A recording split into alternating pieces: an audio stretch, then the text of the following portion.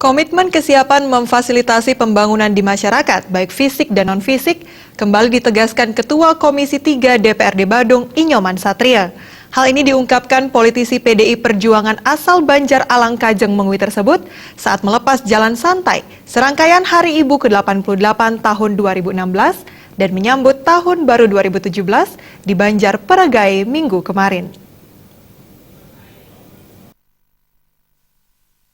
Penegasan kembali komitmen memfasilitasi berbagai pembangunan tersebut disampaikan Ketua Komisi 3 DPRD Badung, Inyoman Satria, saat menjawab berbagai aspirasi masyarakat di hadapan ratusan kerama Banjar Peregai sesaat sebelum melepas jalan santai serangkaian Hari Ibu ke-88 tahun 2016 dan menyambut Tahun Baru 2017. Adapun salah satu aspirasi yang mengemuka disampaikan Ketua PKK Banjar Peregai Mengui, Niketut Sudiati, yang berharap Inyoman Satria dapat terus melanjutkan memperjuangkan berbagai bantuan penunjang kegiatan PKK seperti selama ini yang telah dilakukan Inyoman Satria. Terhadap aspirasi yang disampaikan, Ketua Komisi 3 DPRD Badung itu berjanji membantu memfasilitasi ke pemerintah sehingga dapat diwujudkan. Satria juga mengingatkan seluruh komponen masyarakat untuk senantiasa menjaga persatuan dan kesatuan serta mendukung program pemerintah Kabupaten Badung, yakni Pola Pembangunan Nasional Semesta Berencana yang telah dicanangkan Bupati Giri Prasta. Sebagai wakil rakyat, tentu kami memberikan apresiasi yang setinggi-tingginya kepada para Sekoturundo, baik itu ada di Banjar Peregai maupun di Banjar Munggu ini, karena kami menyampaikan kepada mereka bahwa gerak jalan santai ini merupakan salah satu wujud nyata kita ingin memasyarakatkan olahraga dan mengolahragakan masyarakat.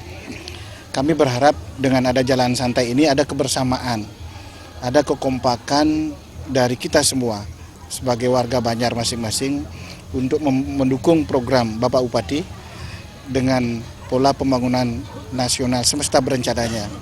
Nah, itu komitmen kami menyampaikan hal tersebut.